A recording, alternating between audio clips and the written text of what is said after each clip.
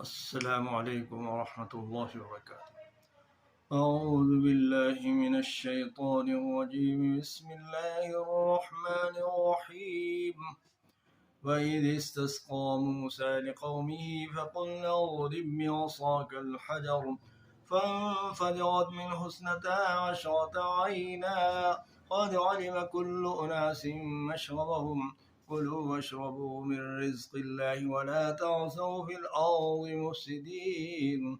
فإذ قلتم يا موسى لن نصبر على طعام واحد فادع لنا ربك يخرج لنا مما تنبت الأرض من بقلها وقثائها وفومها وعدسها وبصلها قال تستبدلون الذي هو أدنى بالذي هو خير اهبطوا مصرا فإن لكم ما سألتم وضربت عليهم الذلة والمسكنة وباءوا بغضب من الله ذلك بأنهم كانوا يكفرون بآيات الله ويقتلون النبيين بغير الحق ذلك بما عصوا وكانوا يعتدون.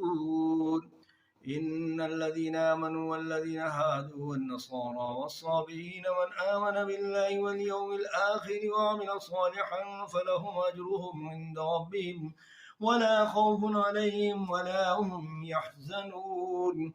وإذا أخذنا ميثاقكم ورفعنا فوقكم الطور خذوا ما آتيناكم بقوة واذكروا ما فيه لعلكم تتقون ثم توليتم من بعد ذلك فلولا فضل الله عليكم ورحمته لكنتم من الخاسرين.